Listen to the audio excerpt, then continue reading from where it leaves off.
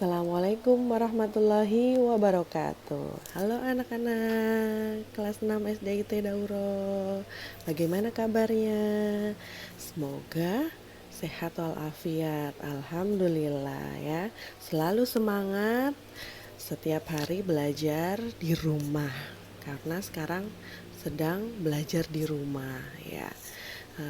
Bertemu lagi dengan Ibu, dengan Bu Juli ya di mata pelajaran kelas 6. Hari ini kita akan membahas mata pelajaran bahasa Indonesia. Kita akan bahas 10 soal, 5 soal pilihan ganda dan 5 soal uraian. Tapi sebelum memulai membahas soal, mari kita membaca basmalah terlebih dahulu. Bismillahirrahmanirrahim. Baik, langsung saja agar tidak memakan waktu banyak. Kita bahas dari soal nomor pertama. Soal nomor pertama, sebelum soal ada bacaan ya. Judulnya adalah Elang Jawa. Nasib elang Jawa sungguh memprihatinkan. Burung endemis Jawa ini tergolong hewan yang terancam punah dengan status genting. Menurut data BirdLife Internasional, saat ini populasi elang Jawa di alam diperkirakan hanya tersisa sekitar 300 sampai 500 individu dewasa. Salah satu penyebab elang Jawa terancam punah yaitu semakin menyusutnya luas hutan alami di Jawa. Sebagai pulau dengan populasi penduduk terpadat di Indonesia, kebutuhan lahan untuk pemukiman dan pertanian di Jawa semakin meningkat dari tahun ke tahun. Akibatnya, banyak hutan yang beralih fungsi menjadi lahan pertanian maupun pemukiman. Saat ini, hutan alami yang tersisa di Jawa diperkirakan hanya 10%. Tak hanya habitatnya yang rusak, elang Jawa juga kerap ditangkap dan diperjualbelikan sebagai satwa peliharaan. Padahal, elang Jawa merupakan burung yang dilindungi Undang-Undang Republik Indonesia Nomor 5 Tahun 1990 tentang konservasi sumber daya alam hayati dan ekosistemnya, serta diperkuat lewat Kepres nomor 4/1993 tentang Satwa dan Bunga Nasional. Elang Jawa juga termasuk salah satu dari 14 satwa prioritas untuk diselamatkan berdasarkan SK Dirjen PHKA nomor 132/2011. Jika perdagangan dan alih fungsi yang tidak dihentikan, bukan tidak mungkin suatu saat elang Jawa hanya dikenang sebagai burung yang identik dengan simbol negara yaitu Garuda. Ya, bacaannya tadi sudah Bu Juli bacakan tentang elang Jawa. Langsung ke soal pertama. Soal pertama pilihan ganda, soalnya adalah kalimat utama pada paragraf kedua ya. Kalimat utama pada paragraf kedua tadi. Paragraf kedua, kalimat utama kalian ingat-ingat lagi kalau kalimat utama itu adalah yang berisi dengan ide pokok paragraf ya. Bisa letaknya di awal ataupun di akhir kalimat ya. Kalimat utama paragraf kedua. Kalimat utama paragraf kedua itu kita kembali lagi ke bacaan ya. Tidak hanya habitat yang rusak, elang Jawa juga kerap ditangkap diperjualbelikan sebagai satwa peliharaan. Itu bukan kalimat utama ya. Kemudian padahal elang Jawa merupakan burung yang dilindungi Undang-Undang Republik Indonesia, itu penjelas semuanya ya. Di situ dijelaskan. Dan kalimat utamanya terletak di mana? Betul sekali ya, ada di akhir kalimat. Di situ ditegaskan ya, ide pokoknya ada. Ide pokok itu adalah masalah dalam bacaan tersebut. Sudah jelas terlihat terdeteksi masalahnya adalah jika perdagangan dan alih fungsi yang tidak dihentikan, bukan tidak mungkin suatu saat nanti elang Jawa hanya dikenang sebagai burung yang identik dengan simbol negara saja ya, yaitu Garuda, tapi bukan burung yang ada, tapi cuman hanya sebagai simbol jika perdagangan liarnya dan alih fungsinya tidak dihentikan. Itu jawabannya ya. Berarti jawabannya adalah yang D. Ya. Kemudian soal yang nomor 2, soal kedua itu masih berkaitan dengan bacaan elang Jawa tadi. Soal kedua, ide pokok paragraf pertama pada teks di atas adalah tadi Bu Juli sudah jelaskan bahwa ide pokok paragraf adalah masalah yang terjadi pada bacaan. Kita kembali ke paragraf pertama, ide pokoknya ya. Nah, di sini sudah langsung terlihat ide pokoknya langsung di kalimat pertama. Ya. Nasib elang Jawa sungguh memprihatinkan. Ini ide pokoknya bisa jadi kalimat utamanya, dan karena nasibnya memprihatinkan. Kenapa? Dijelaskan di sini. Burung endemis sampai kalimat terakhir ya. Kalau misalkan ada soal seperti ini tidak usah dibaca dulu. Jadi kalian baca soalnya dulu satu persatu. Tadi soal pertama ternyata yang ditanyakan adalah paragraf kedua. Nah, soal yang nomor 2 yang ditanyakan adalah paragraf pertama. Jadi jawabannya apa? Ide pokok paragraf pertama, Nak? Tepat sekali ya. A. Nasib elang Jawa. Nasib elang Jawa. Yang B. Semakin menyusutnya luas hutan? Bukan. Yang C. Banyak hutan yang beralih fungsi? Juga bukan. Yang D. Elang Jawa terancam punah? Bukan juga. Itu kalimat penjelas ya. Yang paling tepat adalah yang A ya. Nasib elang Jawa. Oke, sudah cukup jelas nomor 1 dan nomor 2 tentang kalimat utama dan ide pokok paragraf. Saling berkaitan antara ide pokok paragraf dan kalimat utama, berbeda tapi saling berkaitan. Lanjut kita soal nomor 3. Soal nomor 3 ada narasi ada paragraf ya di sini. Hewan peliharaan dapat menjadi penghibur saat kita melepas penat setelah bekerja sehari penuh. Oleh karena itu, kita harus senantiasa merawat hewan peliharaan secara teratur. Pertama, mandikan hewan peliharaan minimal sehari 1 kali. Kedua, beri makan setiap pagi dan malam hari. Ketiga, potonglah kuku dan sisirlah bulunya agar selalu tampak bersih dan rapi. Pertanyaannya, paragraf di atas termasuk ke dalam paragraf jenis apa? Coba kalian dibaca lagi paragrafnya.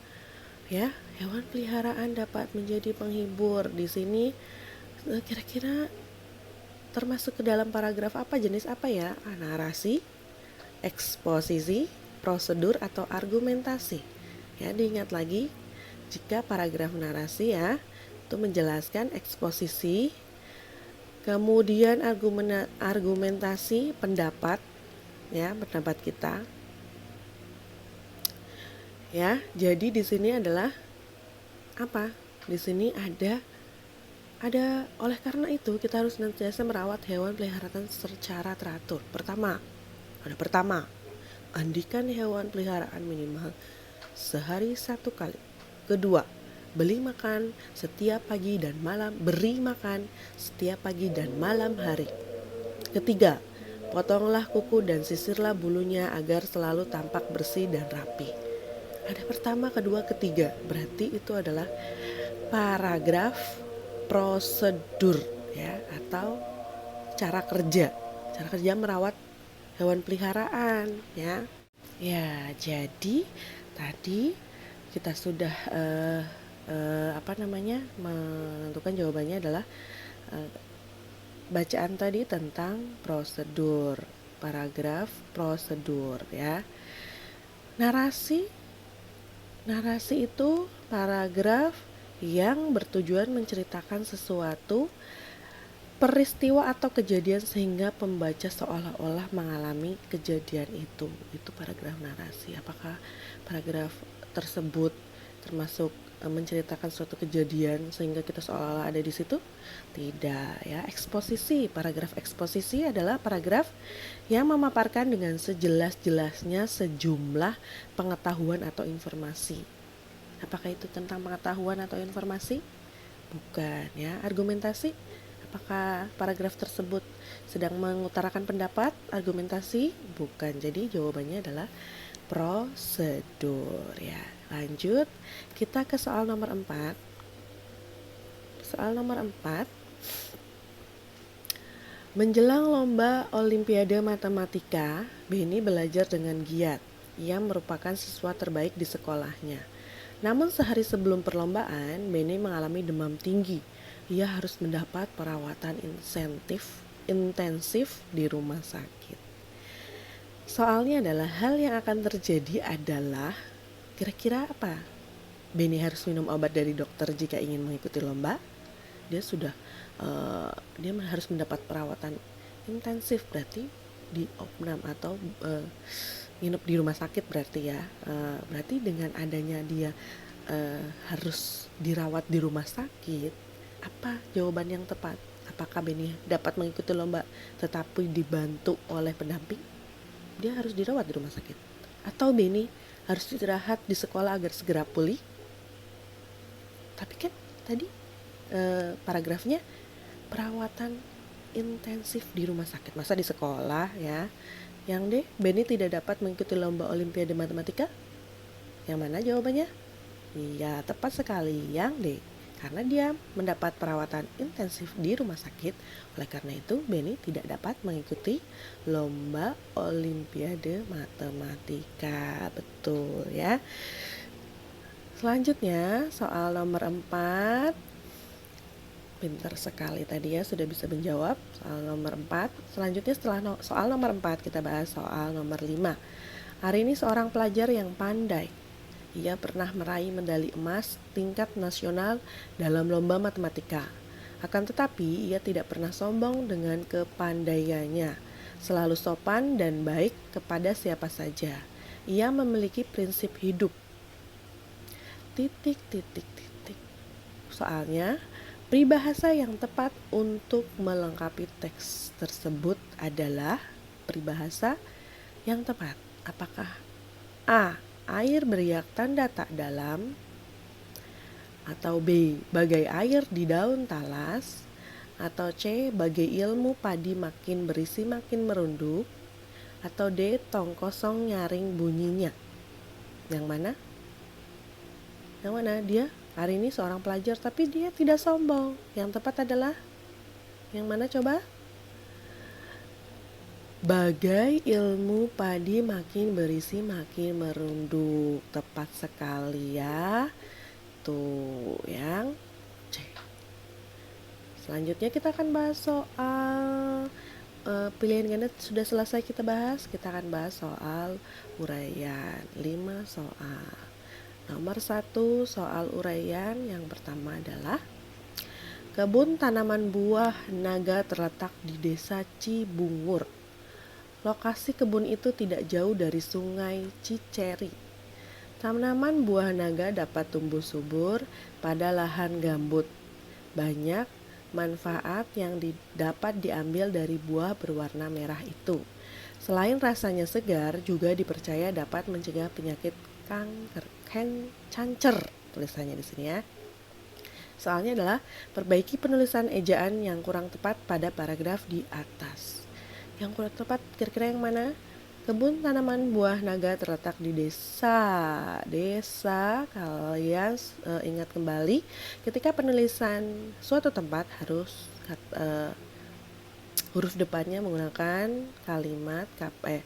huruf kapital ya. Di sini ada desa tapi menggunakannya huruf kecil. Jadi ini diganti dengan D-nya diganti dengan huruf kapital. Di desanya D-nya diganti dengan huruf kapital. Di desa Cibungur.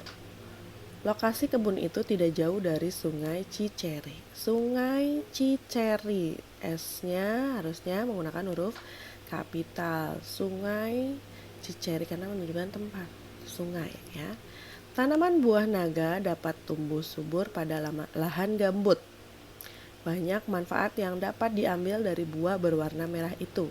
Selain rasanya segar, juga dipercaya dapat mencegah penyakit cancer ya. Ini penulisan dalam bahasa Inggris. Karena kita bahasa Indonesia berarti penulisannya biasa. Kanker, kanker. Kanker ya. Jadi tadi kita sudah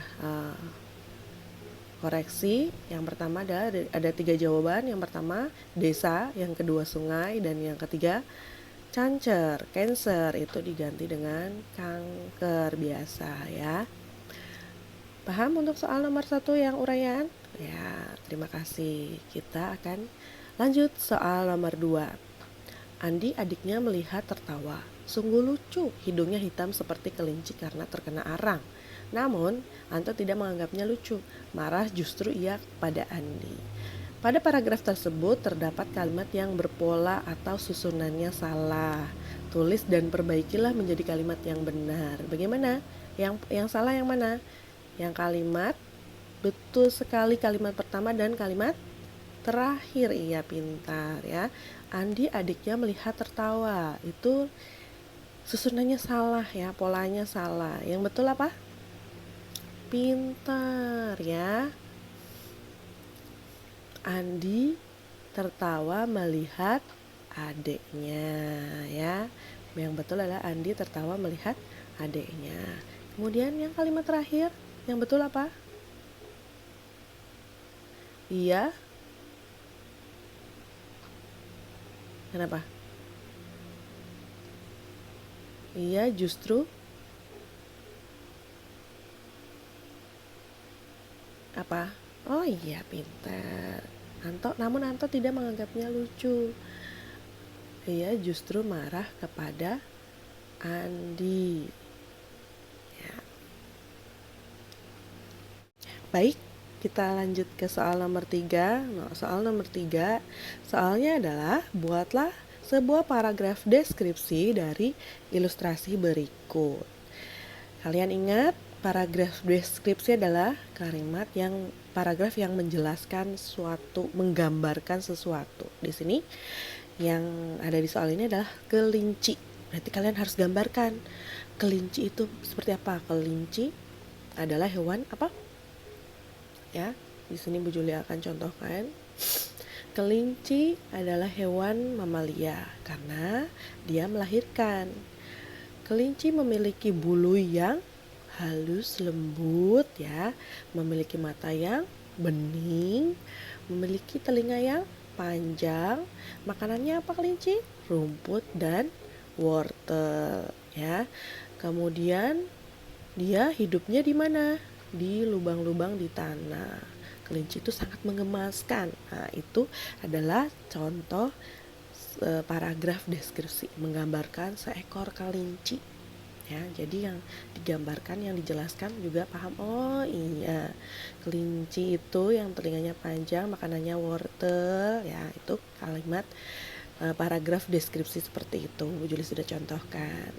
Sudah jelas ya? Lanjut ke soal nomor 4. Soal nomor 4 adalah tuliskan secara runtut. Runtut itu urut cara pembuatan mainan tersebut di bawah ini. Cara pembuatan mainan apa itu? Dari gambar adalah ketapel. Ketapel ya, seperti ini. Siapa yang pernah buat ketapel? Nah, caranya bagaimana? Kalau yang sudah pernah buat pasti sudah tahu. Yang pertama kalian harus cari dulu pohon yang ada rantingnya, hurufnya V seperti ini. Sudah ketemu, kemudian digergaji atau dipotong, kemudian diapakan? Setelah itu tinggal dihaluskan, dibentuk sesuai dengan keinginan, kemudian diamplas, dihaluskan biar halus. Setelah itu buat tali ya, potong karet ya panjang, itu untuk talinya. Kemudian setelah dipotong bentuk memanjang, buat juga tali untuk tempat kerikilnya tengah-tengah. Dengan kalian bisa talinya otomatis tadi yang mulur ya, ada tali karet. Kemudian yang buat tempat itunya kerikilnya bisa biasanya dari karet juga, bisa dari karet bekas jok motor atau sebagainya, atau karet ban sepeda ya yang sudah tidak terpakai. Jangan kalian punya sepeda kemudian itu dibuka sepedanya, diambil karet bannya ya, tidak boleh. Yang sudah tidak terpakai, yang kira-kira bisa dipakai ya untuk tengah-tengah kerikilnya. Kemudian sudah dibuat tempat kerikilnya, kemudian kalian sudah selesai, kemudian diikat ya dengan tali. Sudah jadi ketapelnya ya. Sudah jelas ya cara membuat ketapel. Lanjut soal nomor 5, ada bacaan tentang hewan melindungi diri dengan cara yang berbeda-beda. Harimau dan kucing menggunakan gigi dan kuku yang tajam. Kambing kerbau menggunakan tanduk yang kokoh dan runcing. Bunglon mengubah warna tubuhnya untuk mengelabui musuhnya. Dengan cara seperti itu, mereka melindungi diri dari predatornya. Soalnya, tulislah salah satu kalimat penjelas paragraf di atas ya. Kalimat penjelas berarti kalimat yang mendukung kalimat utama. Letaknya ada di awal paragraf, ada di akhir paragraf. Bisa di awal, bisa di akhir. Untuk bacaan ini yang nomor 5, kalimat utamanya yang mana? Kita tentukan dulu kalimat utamanya yang mana. Iya, hewan melindungi diri dengan cara berbeda-beda. Itu kalimat utamanya. Berarti sudah tahu kan jawaban soal nomor 5, kalimat penjelas yang mana? Iya ya. Kucing dan harimau menggunakan gigi dan kukunya yang tajam, dan seterusnya sampai akhir kalimat. Nah, soalnya di situ disuruh menyebutkan salah satu. Jadi boleh salah satu, boleh kalian tulis semua juga boleh. Yang tidak boleh adalah tidak dijawab ya. Nah, alhamdulillah sudah selesai pembahasan 10 soal hari ini bahasa Indonesia, 5 soal pilihan ganda dan 5 soal uraian. Terima kasih perhatiannya. Jangan lupa selalu jaga kesehatan di rumah saja dan sholat 5 waktu. Dari Bu Juli cukup sekian, kita baca hamdalah. Alhamdulillahirabbil alamin. Wassalamualaikum warahmatullahi wabarakatuh.